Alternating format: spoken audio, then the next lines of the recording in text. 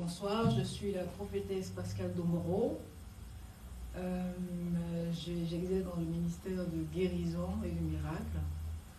Nous sommes basés en France, précisément à Paris. Et donc, c'est la première fois que je fais du direct. Le Seigneur m'a mis à cœur de le faire. Ça me permettra aussi de prier pour les gens. Voilà, donc tous ceux qui sont malades actuellement, vous pouvez vous approcher. Tous ceux qui ont des migraines, qui ont des douleurs, peu importe ce que vous avez, rien n'est impossible à Dieu. Voilà, rien n'est impossible à Dieu. Donc, approchez-vous. Et ce n'est pas une question de je crois ou je ne crois pas. C'est simplement une question d'entendre. Amen. Si vous êtes connecté, c'est ce qu'on dit, et que vous regardez cette vidéo, cet échange, vous pouvez sentir que votre migraine est partie. Donc, si vous vous rapprochez, ce n'est pas forcément aux croyants que je parle, mais je parle aussi aux croyants afin qu'ils connaissent le Seigneur Jésus-Christ, bien sûr, et notamment la puissance de la parole de Dieu. La puissance de la parole de Dieu. La puissance de la parole de Dieu, elle guérit, même à distance. Et c'est ce que j'aimerais partager avec vous. Donc, vous qui êtes présents et présentes, si vous avez de la migraine, vous sentirez que votre migraine est partie à cause de cette parole. Amen. Et vous savez, dans la parole du Seigneur, Matthieu chapitre 11, verset 28, il dit « Venez à moi, vous tous qui êtes fatigués et chargés, et je vous donnerai du repos. » Et le tous parle de tout le monde. Ce n'est pas lié à la religion, ce n'est pas lié à la foi en Christ. Christ invite tout le monde, toute chair sur terre, à venir à lui s'il n'a pas la paix du cœur. Donc si vous n'avez pas la paix du cœur, si vous ne vous sentez pas bien, si vous êtes malade, écoutez simplement. Laissez la parole vous saisir. Écoutez simplement. Et vous allez vous sentir bien. Après, vous déciderez. D'accord? Voilà. Donc, il n'y a pas d'obligation. Je ne suis pas en train d'évangéliser, je suis en train de présenter le Seigneur Jésus-Christ. Et ensuite, vous serez libre. Vous savez, le Seigneur, c'est la liberté. Le Seigneur, c'est la liberté. Il laisse chacun venir à lui. C'est de l'amour. Le Seigneur, c'est une relation. Le Seigneur, c'est une intimité. Le Seigneur, c'est la grâce. Amen. Il est le Sauveur. Il est amour. Et donc, moi, je viens vous présenter l'amour du Seigneur. Amen. Alors, soyez libres. D'accord? Et ne pensez pas autre que ce que je présente maintenant. Je présente la vie, je présente la joie, je présente l'amour, je présente la parole de Dieu. Vous savez, la parole de Dieu, la Bible. Amen.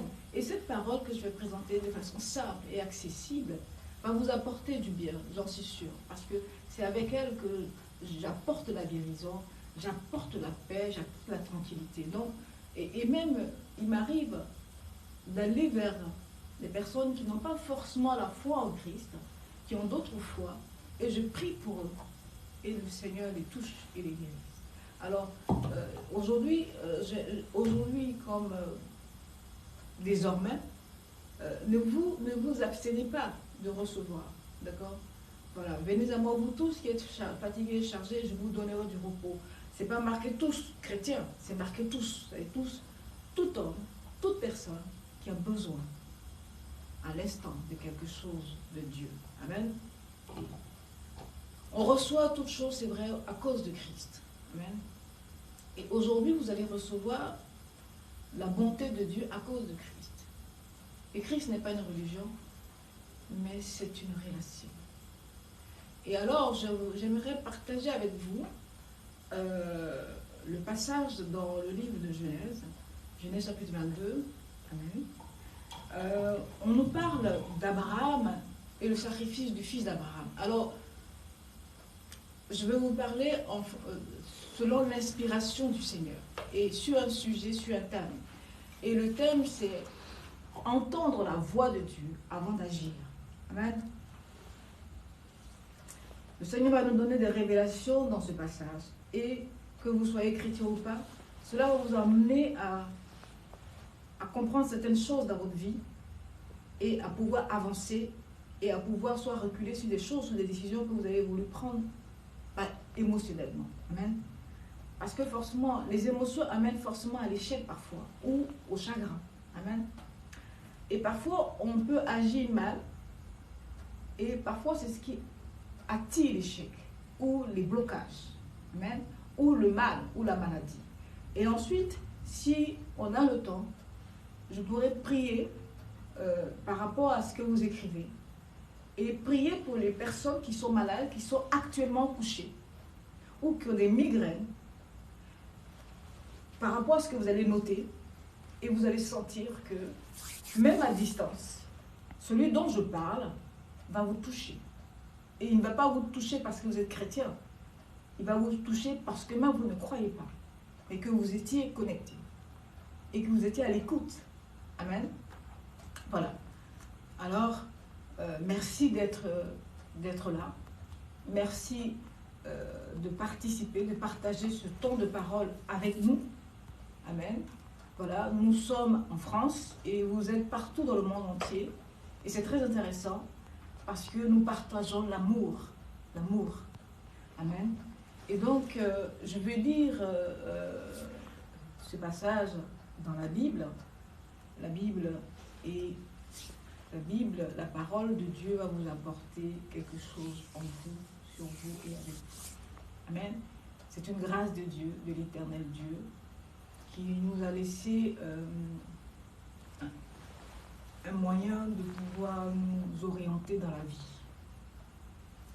Elle est remplie de sagesse, elle donne la sagesse, elle donne l'intelligence, elle donne la connaissance, elle donne le discernement, elle donne la paix, elle donne la vie, elle guide, elle aide à prendre des décisions, elle fortifie, elle protège. Amen. Et là, je parle de la parole et non de la religion. Amen. Alors, je vous invite tous, comme dit le Seigneur, venez à moi, vous tous, je vous invite tous à écouter avec un cœur ouvert pour que quelque chose se passe dans votre vie. Amen. Que Dieu vous bénisse d'être là, que Dieu vous fortifie et que Dieu, qui vous aime tant, vous permette de recevoir la révélation qui est attachée à votre vie. Et je prie en même temps, avant de rentrer dans cette parole, que tous ceux actuellement qui sont couchés, qui sont malades, qui ont des souffrances, puissent être touchés par cette parole. Et que Dieu, là, vous libère de toute douleur et de toute chose. Au nom de Jésus-Christ. Et tous ceux qui ont des béquilles, que le Seigneur Dieu manifeste extraordinaire quelque chose dans votre vie, dans votre maison, et que vous sentiez quelque chose se passer dans votre corps. Amen. Les gens me disent parfois, quand je prie pour eux à distance, ah, je ressens une chaleur en moi. Et je crois que beaucoup d'entre vous vont ressentir cette chaleur. Cette chaleur représente la guérison du Seigneur, la visitation du Seigneur. Amen. Et je voudrais que le Seigneur vous visite ce soir. Alléluia. Que Dieu vous bénisse. Alors je lis la parole de Dieu. Dans Genèse chapitre 22, verset, on va commencer par le verset 1 jusqu'à aller à la fin du livre. Amen. Alléluia. Donc prenons la Bible. Je lis la parole de Dieu. Après ces choses, Dieu mit Abraham à l'épreuve et lui dit, Abraham, et il répondit, me voici. Dieu dit, prends ton fils, ton unique, celui que tu aimes, Isaac, va-t'en au pays de Moria. Dans d'autres passages, on dit Moria. Et là, offre-le en holocauste, sur l'une des montagnes que je te dirai. Abraham se leva de bon matin, sella son âne et prit avec lui 2 serviteurs et son fils Isaac. Il fendit du bois pour l'holocauste et partit pour aller au lieu que Dieu lui avait dit.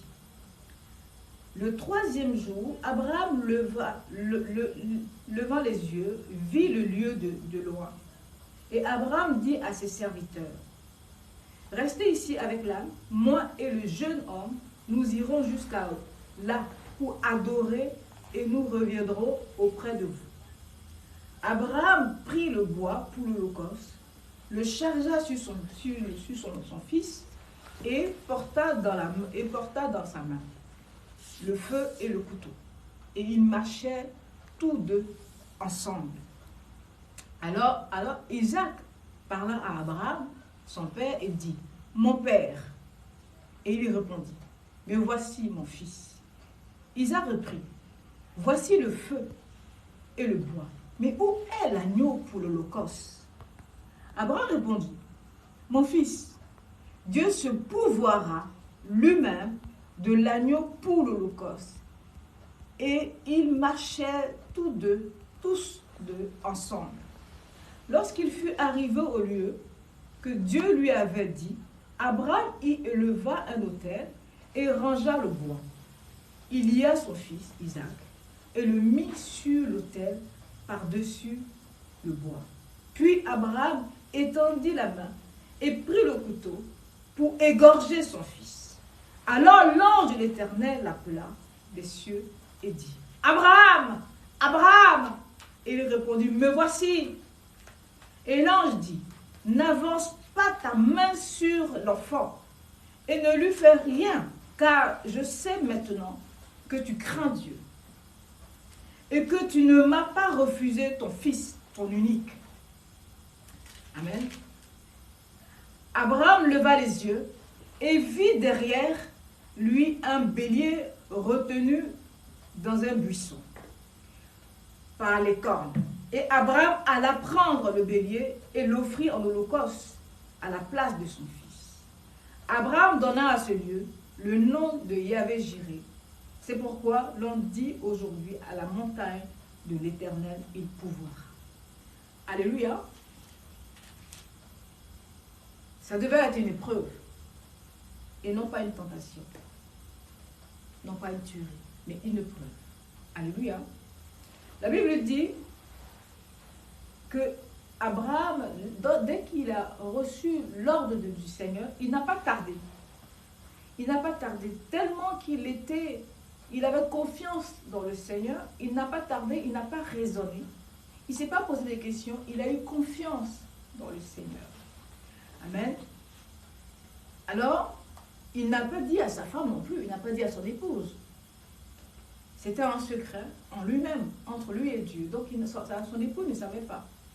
Il prit son fils, ses deux jeunes serviteurs qui sont nés dans sa maison, et ils sont allés. Dieu lui dit, c'est très important, Dieu lui dit, prends ton fils, ton unique, c'est très touchant, ton unique, celui que tu aimes, Isaac, va-t'en au pays de Morija, et là offre-le en holocauste sur l'une, c'est très important, l'une, des montagnes que je te dirai. C'est-à-dire que là, Dieu n'a pas spécifié quelle montagne.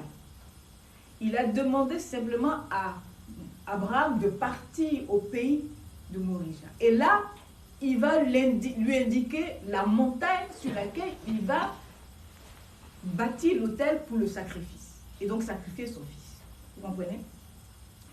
Abraham est parti avec un zèle, une confiance. Il s'est dit, si le Seigneur me dit d'aller sacrifier mon fils, il s'est fait une interprétation. Si je donne mon fils au Seigneur, c'est lui qui me l'a donné, certainement qu'il va susciter une résurrection ou il va me donner un autre fils. C'est une interprétation. C'est ce qu'il disait. Certainement, il s'est dit. Il dit, c'est par lui qu'il veut me bénir. C'est par lui que sortira une postérité. Donc, il ne va pas le tuer. C'est qu'il a un plan derrière. Donc, Abraham était sûr qu'il allait se passer quelque chose, qu'il reviendrait avec un fils. Amen. Donc, il était engagé. La vie, c'est un engagement. Dans tout ce que vous faites, vous devez être engagé. Vous devez être engagé avec conviction. La conviction vient du cœur. Et le cœur ne se trompe pas. Vous savez, les gens confondent le cœur et le cerveau et l'intellect. Mais le cœur, c'est un endroit qui ne se trompe pas. C'est pourquoi quand vous avez la colère, le cœur bat parce qu'il rejette tout ce qui n'est pas pur. Amen. Alléluia. Alors Abraham qui avait confiance dans l'alliance du Seigneur, parce que c'est le Seigneur qui a fait une alliance avec lui. C'est pas Abraham. Vous vous souvenez dans Genèse chapitre 15 où Dieu a fait alliance avec Abraham. Donc Abraham se lève de très tôt le matin, il prend son fils, ses 2 serviteurs, et il monte sur l'âne, ils s'en vont. Il prépare tout ce qu'il faut pour l'Holocauste. Il ne se dit pas arriver à la montagne, arriver dans le pays de Moriah, on va ramasser des bois. Non, Abraham a tout préparé. Dans la vie, il faut faire des prévisions. Il faut être prêt. Amen. Abraham était prêt. La foi, c'est une question d'être prêt. D'être prêt. Le Seigneur dit, c'est ton terrain. Donc Abraham était prêt. Prêt pour Dieu. Prêt pour agir. Amen. Abraham prend son fils, ils s'en vont. Et Abraham, de loin, Abraham se leva de bon matin, scella son âne et prit avec lui 2 de ses serviteurs. Et Abraham a marché pendant 3 jours, c'est-à-dire, on est au verset 4. Le 3e jour, Abraham, levant les yeux, vit de loin, il vit de loin le lieu. C'est-à-dire, pendant 3 jours, Abraham avait le temps de réfléchir, pour faire marche arrière, pour reculer, pour raisonner, pour se dire, non, mais enfin, je vais tuer mon fils, mon unique. Mais est-ce que c'est vraiment le Seigneur qui m'a parlé? Est-ce que c'est vrai qu'il m'a parlé? Mais est-ce que moi, c'est pas moi qui m'imagine des choses? Est-ce que c'est vraiment le Seigneur qui m'a parlé? Pas le sorcier. Est-ce que c'est pas ceci? Non, il faut être sûr. Vous savez, Dieu ne se trompe pas dans son appel, Dieu ne se trompe pas dans ses actions, et Dieu ne tue jamais, et Dieu ne pousse jamais à tuer. Dieu met tout homme, teste tout homme. Il faut être sûr que la voix vient de l'Éternel, parce que derrière, il y a une bénédiction. Derrière la voix de l'Éternel, il y a toujours une bénédiction. Derrière l'épreuve suscitée par l'Éternel, il y a toujours une bénédiction. Il faut avoir le discernement. Alors Abraham va, il voit le lieu de loin, il dit à ses serviteurs, attendez-moi là, je monte avec ce jeune homme. Amen. Et Abraham arrive au lieu. Pourtant, c'est Dieu qui lui a dit de partir. Abraham arrive au lieu, il commence déjà à bâtir l'autel. Pourtant, Dieu ne lui a pas dit sur quelle montagne il allait faire l'autel. Parfois, nous prenons des résolutions par nous-mêmes, non pas par la volonté de Dieu, non pas par l'inspiration divine, mais nous prenons nous-mêmes de façon émotionnelle des décisions non réfléchies, que nous ne présentons pas à Dieu pour ceux qui croient, ou pour ceux qui ne croient pas, que nous ne prenons pas de recul pour réfléchir, et nous posons des actes. Abraham arrive dans le lieu, Dieu lui a dit, le lieu, la montagne que je t'indiquerai. Ça veut dire qu'Abraham devrait attendre que Dieu lui dise quelle montagne, sur quelle montagne, au pays de Moriah. C'est au pays, ce n'est pas à la montagne. Donc Abraham arrive au pays de Moriah, tout de suite, tellement qu'il était sûr que Dieu, de toute façon, Abraham prend la décision, de là, à la première montagne, de bâtir l'autel. Dieu ne lui avait pas dit quelle montagne c'était. Dieu lui a dit, à la montagne que je t'indiquerai. Non pas au lieu que je t'indiquerai. Le lieu était déjà indiqué, c'est Moriah. Mais la montagne n'était pas encore indiquée. Abraham arrive là. C'était à la montagne que Dieu avait prévu un bélier. Dieu avait tout prévu. Dieu avait prévu le substitut d'Isaac. Donc Isaac n'allait pas être tué. Mais Dieu testait simplement la foi, la confiance, l'assurance d'Abraham en lui. Puisque c'est Dieu qui a fait l'alliance, ce n'est pas Abraham. Donc Dieu a mené Abraham à se découvrir, à découvrir vraiment s'il avait vraiment confiance en ce que Dieu lui avait dit au chapitre, dans notre Bible, chapitre 15 et chapitre 17. Amen. Parce qu'au chapitre 17, Dieu lui dit à Abraham, ta femme tombera enceinte à cette même année. Il s'est dit, moi, vieux, c'est pas possible. Elle peut même pas avoir ses règles. Comment elle peut tomber enceinte à 99 ans? Donc, tout ça, Dieu a voulu comprendre, Dieu a voulu amener Abraham à comprendre si vraiment Sa foi était solide. Amen. S'il avait confiance en tout ce qu'il lui avait révélé et dit. Alors, Abraham va tout de suite faire l'autel et lier son fils. C'est-à-dire qu'il était tellement omnibulé, il était tellement dans l'émotionnel qu'il n'a pas pu le recul, la patience pour dire j'attends que Dieu me dise quelle montagne. Il aurait vu le bélier derrière. Parce que la Bible dit que le bélier était attaché dans le buisson. Ça veut dire que le bélier était caché dans le buisson. Donc Abraham était tellement zélé, il était tellement pressé de voir le miracle de Dieu se produire. Parfois on est pressé d'avoir le miracle de Dieu sans forcément y mettre la foi. Abraham avait la foi. Mais nous les hommes, on veut du sensationnel. On veut les choses qui vont vite sans prendre le temps de comprendre. Comment on a reçu ça? Comment ça s'est fait? La facilité, non. Vous savez, tout ce qui est facile est dangereux. Mais tout ce qui est produit par le fruit de notre réflexion, de notre travail, on le respecte. On respecte ce qu'on a gagné, on respecte. On fait en sorte de grandir, de progresser. On est généreux, on partage. Vous savez, un bien acquis de façon juste est facile à partager. Parce que ça, on produit. Mais un bien mal acquis, on est égoïste, insatisfait. On court toujours, on n'arrive jamais. Amen. Vous suivez? Je suis peut-être concentré sur l'extérieur, mais je suis avec vous. Amen. Amen. Abraham arrive au lieu, il lit son fils. Ah, le fils unique. Ce n'est pas parce qu'il n'aime pas, mais c'est parce qu'il avait cet amour et cette confiance. Parfois, l'homme a confiance en un homme. Il ne réfléchit pas. Il se livre totalement parce qu'il a confiance. Il faut tester vos amitiés. Une amitié qui est testée, éprouvée, est une amitié sûre. Parce qu'aujourd'hui, c'est facile d'empoisonner, aujourd'hui, c'est facile de tromper, aujourd'hui, c'est facile de trahir. Vous savez, là où forcément il y a la prospérité, il y a toujours la trahison. Là où il y a la grâce de Dieu, il y a toujours la jalousie. Donc, il faut tester les amitiés pour voir si cette amitié est profonde. Voilà. Et en ce moment, on se découvre. Et Dieu, c'est un Dieu qui teste toujours ceux qu'il aime. Dieu, Abraham a lié. Dieu a compris, parce que Dieu nous comprend.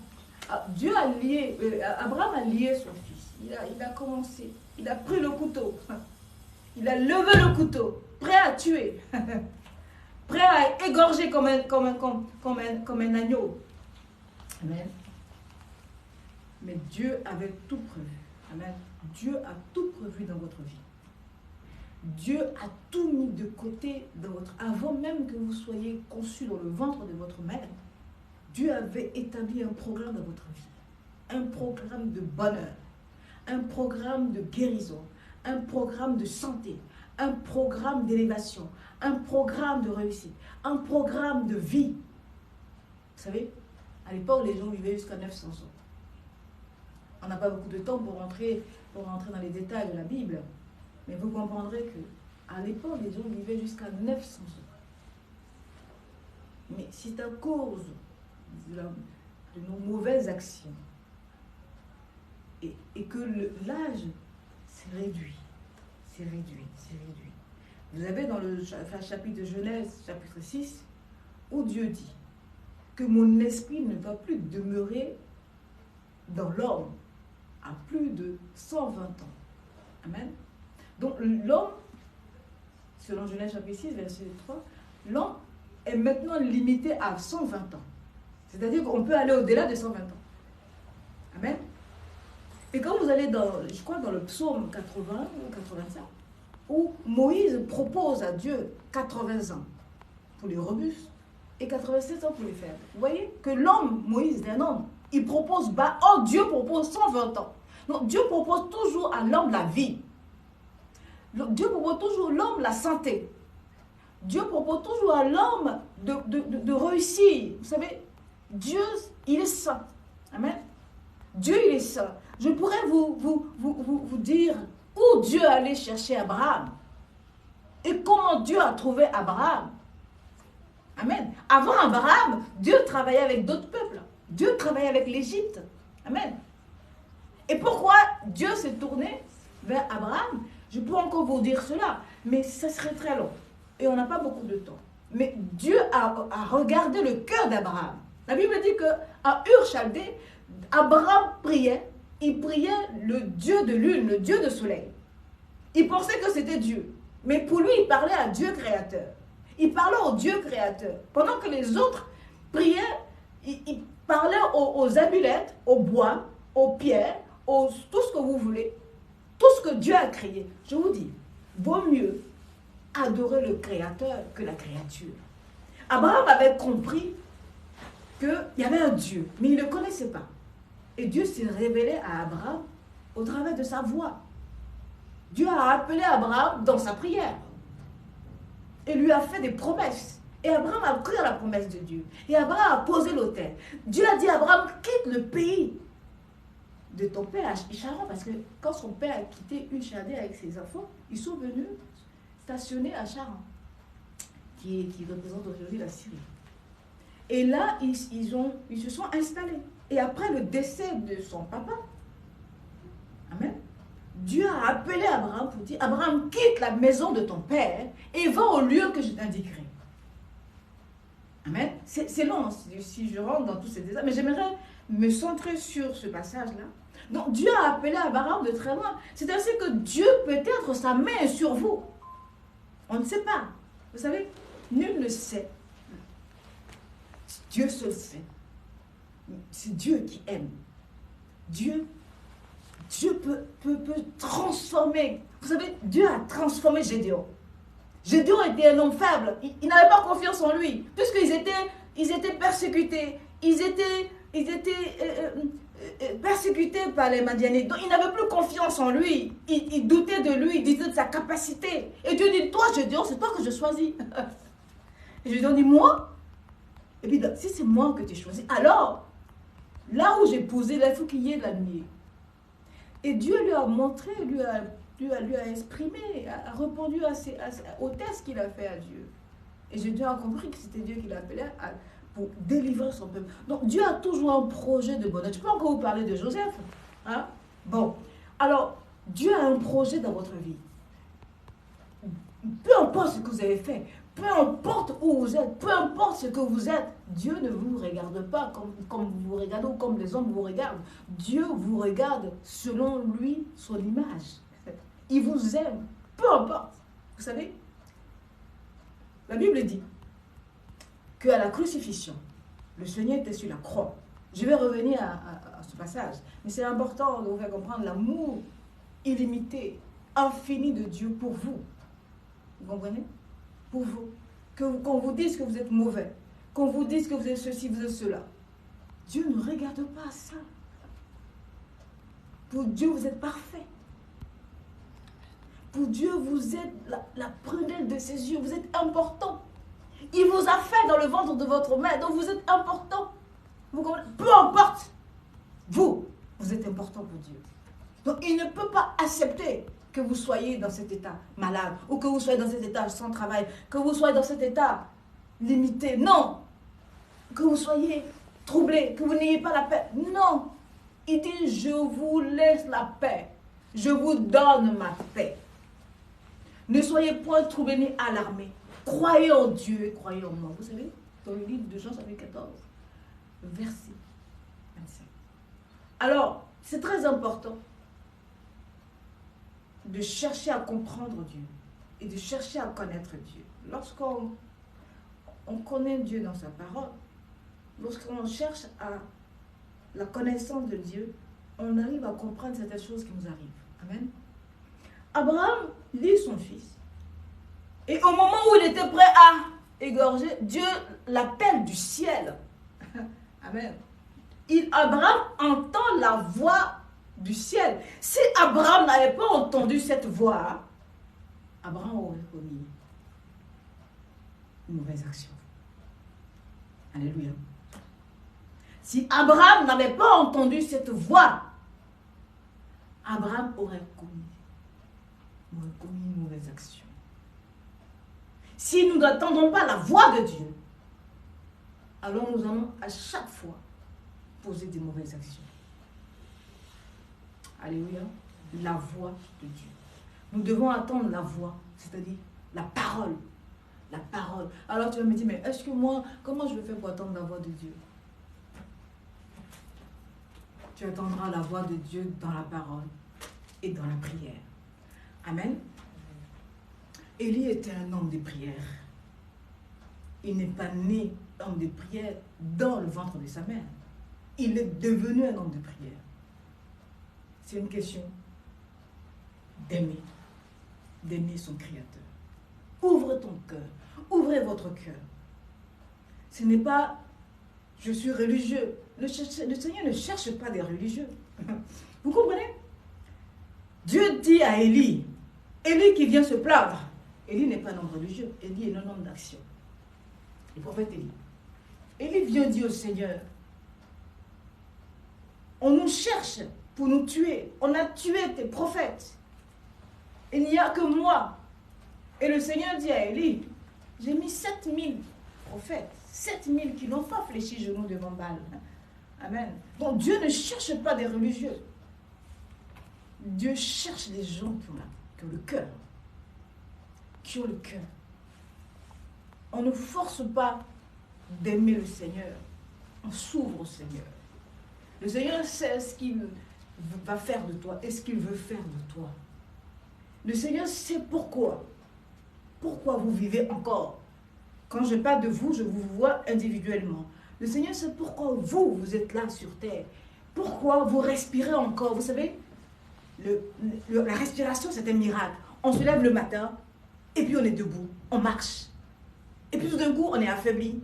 Donc la vie est un miracle. La vie est une grâce. Vous devez aimer la vie. Aimer la vie. Aimer la vie. Vous devez aimer la vie. Peu importe la situation dans laquelle vous vivez, vous devez apprécier la vie. Simplement. Et vous le laissez à Dieu. La Bible dit, dans les paroles de la Bible qui dit, si vous ne pouvez pas sauver la vie, pourquoi vous lamentez? Chaque jour suffit à sa peine. Ça veut dire que chaque jour, apprécie. Chaque jour, apprécie le fait de vivre, de respirer, de bouger. Vous savez, moi, je suis au ministère de guérison. J'ai vu des gens forts, vaillants, et puis affaiblis. Ils ne peuvent plus lever le bras. Ils ne peuvent plus marcher. Et quand vous êtes devant ces personnes, et que vous priez pour ces personnes, et qu'ils arrivent à se lever ou à marcher, c'est là qu'ils apprécient la vie. C'est là qu'ils disent, oh Seigneur, merci. Parce que quand ils pouvaient bouger la main, quand ils pouvaient faire ce qu'ils voulaient, quand ils pouvaient librement bouger, et que ça devenait normal, ils ne se posaient pas la question que tout peut basculer d'un instant à l'autre. Et que par conséquent, il doit aimer la vie. Aimer ce qu'il est. Nous devons nous aimer.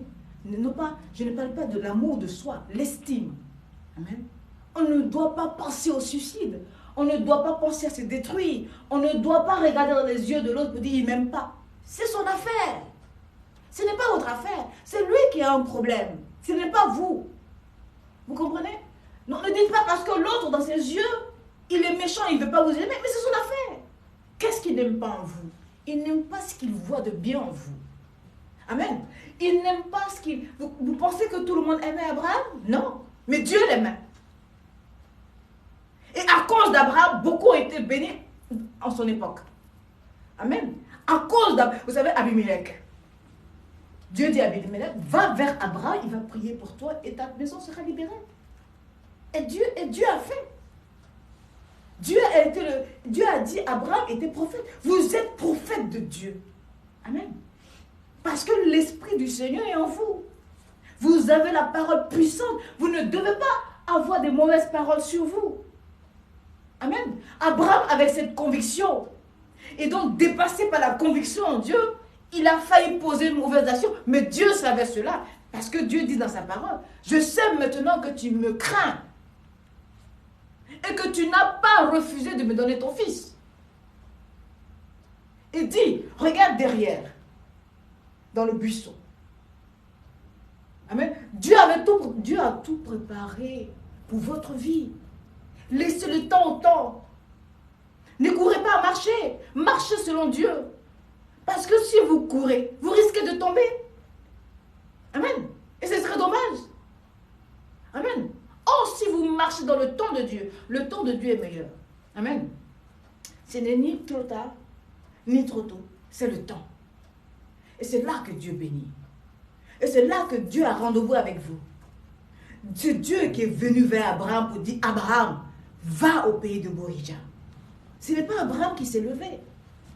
Amen. Mais Dieu savait ce qu'il faisait. Il a dit, je te bénis en abondance. Donc il fallait préparer Abraham à cette bénédiction. Est-ce que Abraham est prêt à supporter cette bénédiction? Oui. Dieu a vu qu'Abraham était prêt. Il ne serait pas orgueilleux parce que Dieu l'a rendu riche. Vous savez, trop de richesse rend orgueilleux. Ça veut dire qu'on ne peut pas supporter cette richesse. Mais celui qui est riche, avec sagesse, est humble. Et pose des bons actes et des bons investissements. Mais celui qui est riche, sans maîtrise, gaspille, comme le fils prodige. Il n'était pas prêt. Donc Dieu préparait Abraham à cette bénédiction. Alléluia. Et Dieu va dire à Abraham, j'ai un substitut derrière, va le chercher, un anneau. Qui rappelle le sacrifice qui allait sauver l'humanité. Et là maintenant, je parle du Christ. Dieu annonçait la venue du Christ.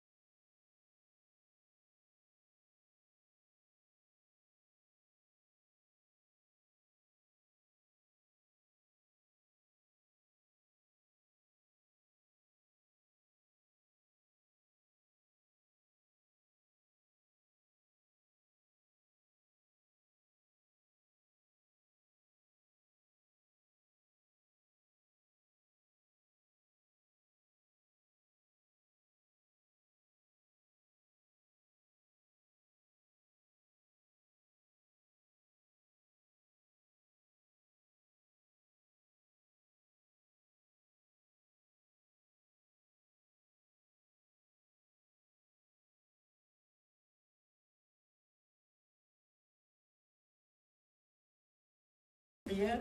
Si vous avez besoin de la prière et que vous voulez maintenant qu'on prie pour votre douleur, écrivez.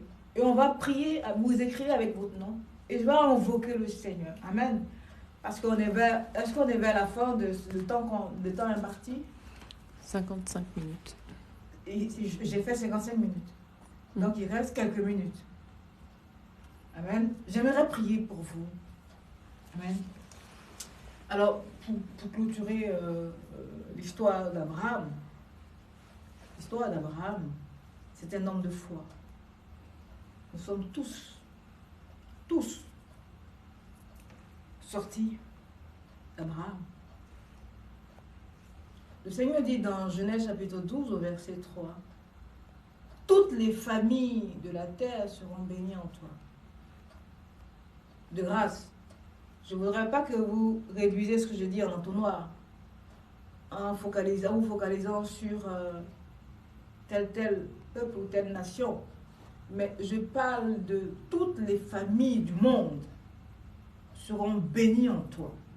Le Seigneur prend Abraham comme témoin de son alliance, de sa fidélité, de sa bénédiction. Il dit à Abraham, si toi, c'est comme vous, Dieu va vous dire, si toi, tu acceptes ma parole, je bénirai tes voisins.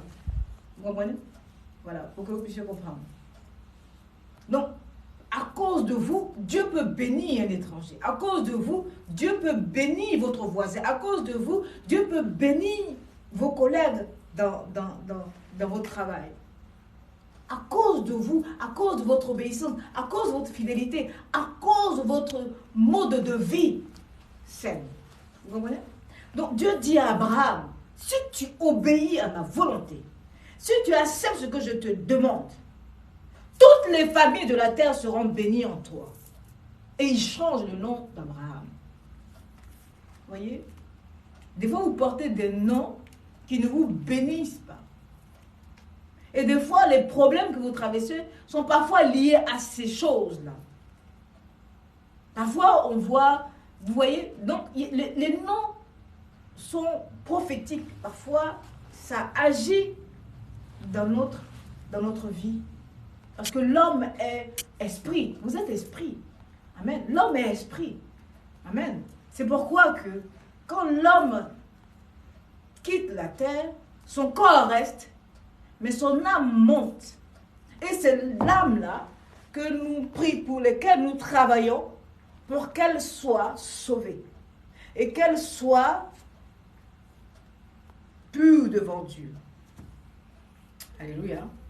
Et ça ne s'adresse pas à telle religion. Ça s'adresse à tout le monde. Vous savez, moi, quand je suis en face des gens, je ne demande pas de quelle religion ils sont. Non, qu'est-ce qu'ils ont fait. Non, je me dis, si telle personne est en face de moi, c'est la volonté de Dieu. Et donc, je prie. Et la personne est guérie. Et je ne demanderai à la personne, parce que Dieu est assez Dieu pour faire ce qu'il veut faire de cette personne. Vous comprenez? Moi, je ne fais que le service que Dieu m'a donné. De prier pour que les gens guérissent, de leur parler de lui. Et je dis, si vous acceptez Christ, vous aurez la vie, vous aurez la paix. La vie éternelle, c'est une qualité de vie dans le ciel. Et cette qualité de vie, on la vit déjà sur la terre. Alors c'est quoi dans le ciel? Il n'y a pas de maladie, il n'y a pas de malédiction, il n'y a pas de guerre, il n'y a pas de colère, il n'y a rien, tout est pur. Il n'y a que l'amour, Dieu. Et donc, cette qualité de vie, Dieu nous la donne sur la terre déjà, avec Christ.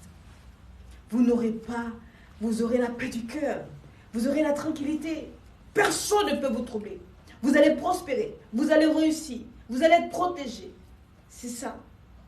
Alors, je ne dis pas que c'est sans effort.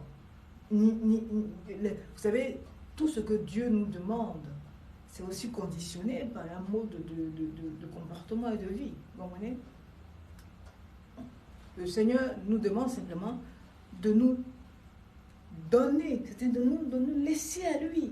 Il est le Créateur, il nous connaît. C'est-à-dire d'accepter simplement, et c'est lui qui fait le travail. Vous n'avez pas d'effort à faire, rien du tout.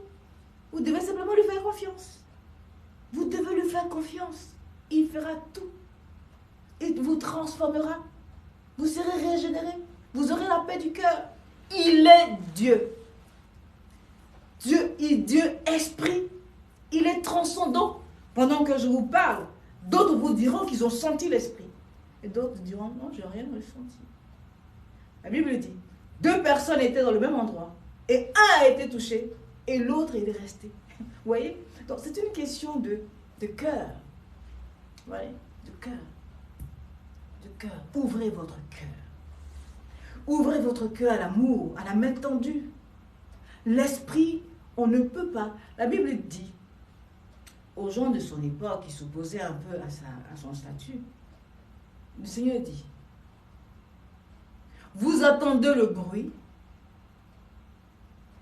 mais vous ne savez pas d'où il vient ou où il va. Il est ainsi d'un homme qui croit, qui a l'esprit de Dieu. Dieu l'utilise comme il veut. Vous voyez Joseph? Dieu l'a utilisé. Dieu peut vous faire de petits grands. Dieu peut vous transformer. De faire vous être fort. Pourquoi? Parce que l'esprit de Dieu n'est pas faible. Dieu ne choue jamais. Dieu ne choue. Lisez vos Bibles, lisez vos livres saints. Tu n'es pas celui qui donne des douleurs. Tu n'es pas celui qui rend malade. Tu n'es pas celui qui fait le mal. Alors que le mal me quitte parce que je suis conçu par toi dans le ventre de ma mère pour que je puisse vivre et vivre dans le bonheur. Le Seigneur est bonheur.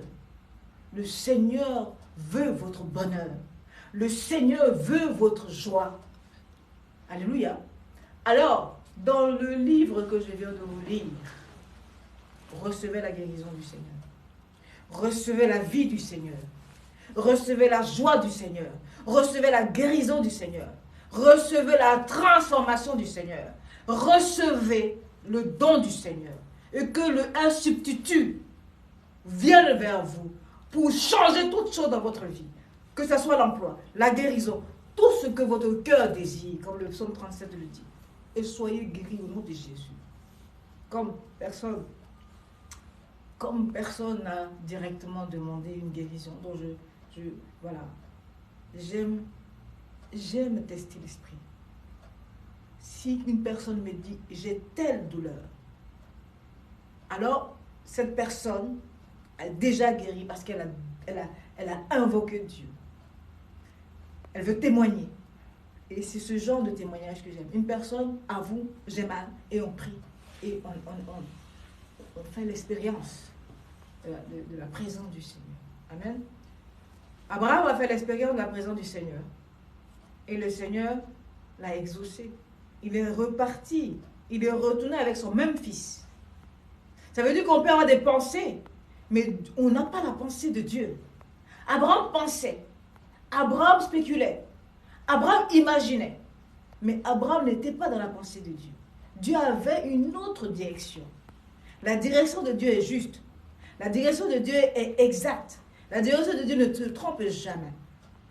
Elle est véritable, unique et durable. Et derrière tout test de Dieu, il y a une bénédiction. C'est une question de patience. Patience. Attends le temps de Dieu. Si Abraham n'avait pas entendu la voix, il aurait pris un autre chemin. Il aurait fait ce qui est mal. Il aurait posé une mauvaise action. Si vous avez posé des mauvaises actions, il est temps de faire marche arrière. Il est temps de faire marche arrière. Il est temps de faire marche arrière. Et de reconnaître que vous avez posé une mauvaise action. Et de ne pas vous culpabiliser. Tout dépend du degré. Mais même si vous avez posé quelque chose, il y a toujours une remise en question. Faites marche arrière. Parce que tant que vous vivez, tout est encore possible. Amen. Tout est encore possible. Nous sommes soumis à l'heure. Et je crois qu'on avait 1 heure. Et je ne sais pas si nous sommes toujours connectés. Mais j'aimerais bien que nous prions ensemble. Amen. J'aimerais bien que nous prions ensemble. Et je voudrais prier. Et nous allons prier. Prions le Seigneur. Seigneur, nous te bénissons. Nous te rendons grâce, éternel mon Dieu, de ce moment passé dans ta présence, Seigneur. Tu as ouvert, Seigneur, toutes les portes. Et nous étions avec le monde entier en connexion. Comme tu dis dans ta parole, allez partout, toutes les nations, et faites de toutes les nations des disciples. Et enseignez-leur ce que je vous ai prescrit. Et aujourd'hui, nous avons ce moyen de connexion qui touche le monde entier. Croyons ou non croyons. Pour entendre ta parole. Car c'est au travers de la parole qu'on a connaissance de Christ. Si la parole n'est pas prêchée, comment pourront-ils connaître Christ? Alors, Seigneur, je te présente. J'ai présenté à tous, là, actuellement. Je te les ai présentés. Et tu connais chacun qui était à l'écoute. Je voudrais, Père éternel, que tu touches la vie de chacun et de chacune. Que tu touches leur cœur, que tu touches leur vie. Tu connais leurs besoins. Tu connais leurs souffrances. Tu connais leurs manquements. Tu connais leurs projets. Tu connais leurs blocages. Tu connais leurs attentes. Tu connais leurs demandes. Tu sais toutes choses dans leur vie. Tu sais. Tu sais s'ils sont en quête. Tu sais s'ils n'ont pas de paix. Seigneur, merci. Parce que j'ai foi que c'est toi qui as permis ce moment-là. Parce que c'est la première fois que tu permets que je puisse communiquer par Internet. Car je ne l'ai jamais fait. Mais c'est toi aujourd'hui qui as suscité ce moment-là afin de toucher toutes ces personnes. Père, je voudrais, Père éternel, que tu visites toutes ces personnes, où qu'elles soient touchées dans leurs besoins, qu'elles soient touchées dans leur situation, qu'elles soient touchées dans leurs prières. Seigneur, je ne te dirai pas de les exaucer, parce que je sais que tu l'as déjà exaucé. Mais je voudrais que chacun et chacune puisse témoigner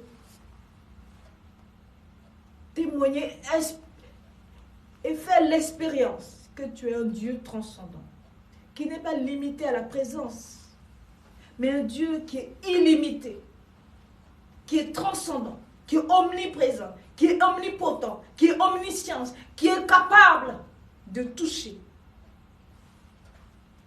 quiconque qu'il accepte. Tu dis, je me tiens devant ta porte.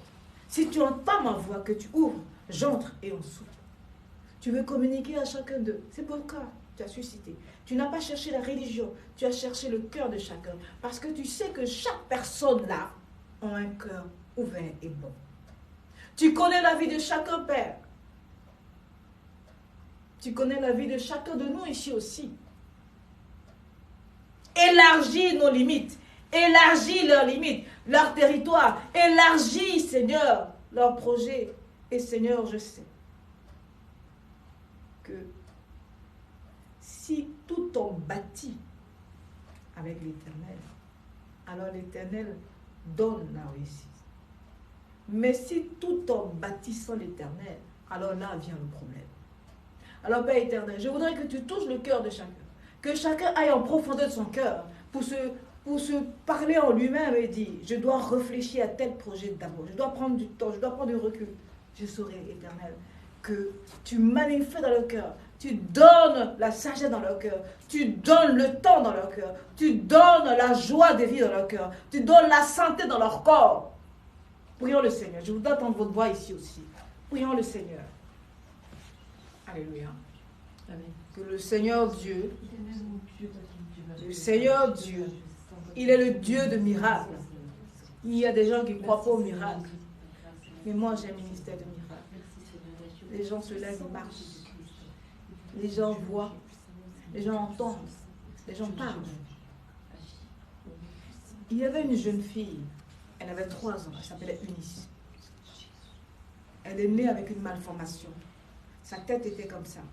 Elle avait un tout petit cou. Et un jour, j'ai eu une vision. Je vois cette petite fille avec son frère. Et puis, je ne sais pas de qui il s'agissait. Donc, en fait, je dis, Seigneur, je ne sais pas de ce que tu me montres. Quand je me suis réveillée, je ne sais pas ce que tu me montres, mais que ta volonté soit faite. Et à cette époque, j'accompagnais spirituellement une diplomate, dont je ne citerai pas le nom ici. Et elle m'appelle un samedi. Elle me dit, prophétesse, désolée de te déranger, mais il y a tel diplomate qui a sa fille qui est mourante, là. On ne peut plus rien faire pour elle. Elle est alitée. Ça fait une semaine qu'elle ne mange plus. Est-ce que vous pouvez prier pour elle? Alors je demande à cette femme au téléphone, est-ce que cet enfant, elle est comme ça, comme ça, comme ça? Est-ce qu'elle a un frère qui est comme ça, comme ça, comme ça? Elle dit oui. Oui. Alors je lui ai dit, dites à l'ambassadeur, dites au diplomate, vous voyez, il n'est pas bien de citer les noms des gens, de venir avec son enfant. Il était avec sa femme. Et donc, ils sont venus ce samedi-là, immédiatement, dans l'après-midi, aux environs de 16-17 heures. Ils viennent en pleurant, parce qu'ils ont sillonné un peu partout. Ils étaient épuisés. Et c'était sa fille unique, elle s'appelait Eunice. Et ils sonnent à l'interphone, et je les vois dans la vidéo de chez moi, et je les fais rentrer, ils rentrent. Et quand ils m'ont vu, ils étaient déçus. Parce qu'ils s'attendaient à quelqu'un d'impressionnant, qui marchait. Et ils voient une jeune femme simple. Vous savez, Dieu est dans la simplicité. Et je les fait rentrer dans mon appartement, parce qu'à l'époque, je les ai fait rentrer dans mon appartement, ils sont rentrés. Je leur ai dit qu'elle ne va pas accepter, parce qu'elle était mourante, elle avait les yeux, elle était épuisée, elle était fatiguée. Je leur ai dit, quand le Saint-Esprit va me parler, je vais parler à votre fille. Quand je vais lui parler, elle va revenir à la vie. Le père tenait son enfant, parce que c'était sa fille unique. Il l'aimait tellement. Il avait la douleur. Un diplomate qui pleure. Il pleurait sa fille de 3 ans. Il était fatigué. Il n'avait plus d'espoir. Dieu est un Dieu d'espérance, d'espoir. Et moi, j'avais l'assurance parce que j'ai reçu. J'ai reçu la conviction que Dieu allait donner vie à cet enfant. Donc, j'étais sereine. J'avais l'assurance. C'était une question de temps, d'entendre la voix de Dieu. Et le Seigneur me dit, maintenant tu peux lui parler. Et donc j'ai dit à la fin, j'ai dit petite fille, j'ai commencé à lui parler, elle dormait, mais son âme était encore vivante. Vous voyez, votre enfant, vous devez l'aimer, vous devez, même dans le ventre, vous devez caresser votre ventre, vous devez caresser votre ventre et lui parler. C'est pourquoi quand vous êtes enceinte, ne faites pas d'histoire, ne vous agitez pas, parce que l'enfant entend tout ça. L'enfant était dans son sommeil profond et moi je parlais. Et elle entendait son âme, parce que l'âme est dans la main de Dieu. Et donc je parlais. Les parents me disent, mais non, non. Elle entend. Et je parle. Et elle ouvre les yeux. Et elle me regarde, mais je sens qu'elle me regarde, elle voit un blanc. Et je lui dis, petite fille, veux-tu aller à l'école? Parce que depuis qu'elle est née, elle ne s'est jamais amusée. Tout son parcours, maison, hôpital, lit, maison, hôpital, lit, maison, hôpital, lit, médicaments, non. Elle n'a jamais vécu. Elle ne sait pas. Et je lui ai dit, c'est qu'elle pouvait vivre. Je lui ai dit, tu vas aller à l'école, tu vas jouer, tu vas avec des copines, tu vas avoir des cadeaux. Tout ce qu'une petite fille, tout ce qu'une petite fille de son âge avait besoin de grandir avec, je lui ai raconté tout ça. Et elle a respiré. J'ai dit à ses parents, son âme est revenue à elle. Et la petite fille, elle a levé les bras pour que je la prenne. Et c'est ce que je dis aux parents, Si elle lève son bras pour que je la prenne, votre fille, elle dit, mais longtemps, elle n'a pas, je dis, votre fille, agitée toute la nuit, elle va dormir là. Ce sommeil-là, elle va sortir, elle va vraiment dormir, avoir un sommeil réparateur. Avant que tout se passe, je l'avais déjà brossé aux parents ce qui allait se passer. Mais comme ils étaient dans la souffrance, ils ne croyaient pas. Quand on est dans la souffrance, on ne croit pas. On croit que ce n'est pas possible. Mais tout est possible à celui qui croit. Et tout est possible à Dieu, peut-être pas aux hommes. Mais tout est possible. Des fois, des médecins disent, priez votre Dieu ou dit, si Dieu le veut. Vous comprenez? Alors que parfois, ils ne sont pas croyants. Mais ils savent que tout dépend de la volonté de Dieu. Et cette petite fille, quand je l'ai prise dans ma main, je sentis une chaleur. J'ai dit, votre fille a reçu la vie, c'est fini. Tout d'un coup, la fille elle est rentrée dans un sommeil réparateur. Les parents ont commencé à pleurer. Vous savez, l'amour, ça n'a pas d'âge. Des fois, par amour, on fait des choses, on pleure, on crie. Et puis on est étonné. Ah mais, qu'il soit roi, qu'il soit président. Mais le cœur ne contrôle pas. On ne contrôle pas l'amour. Si l'amour est contrôlé, ce n'est pas l'amour. Vous comprenez? C'est pourquoi je peux pas vous forcer. Parce qu'on ne force pas l'amour. On laisse venir l'amour. L'amour est guérissant. L'amour soigne.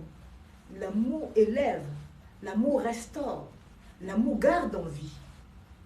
Et cet enfant, quand elle est sortie de son sommeil, elle l'a joué pendant 1 heure. Elle a récupéré les 3 ans d'amusement qu'elle a manqué. Ses parents me regardaient, ne savaient pas quoi me dire et quoi faire. Et je lui ai dit aux parents, ne me regardez pas moi. Regardez vers le Créateur. C'est lui qui a eu compassion de vous. Mais changez votre attitude. N'allez plus voir les eaux, n'allez plus voir les forêts, n'allez plus voir le soleil, n'allez plus voir les montagnes pour féconder ou pour être riche. Tournez-vous vers l'Éternel. Lui, il ne demande rien en retour. Il rend prospère, il donne l'enfantement. Je proclame toute personne là qui n'a pas encore eu d'enfant, au nom de Jésus, que vous soyez enceinte maintenant. Amen. 2023, que Dieu, comme il a dit à Sarah, il dit à Abraham, je reviendrai et ta femme, à cette même date, sera enceinte.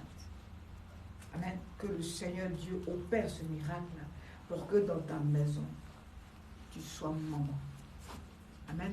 Au nom de Jésus. Je proclame toute guérison. Je proclame le travail. Je proclame bénédiction, bénédiction. Au nom de Jésus-Christ. Que Dieu vous bénisse. Et que Dieu se souvienne.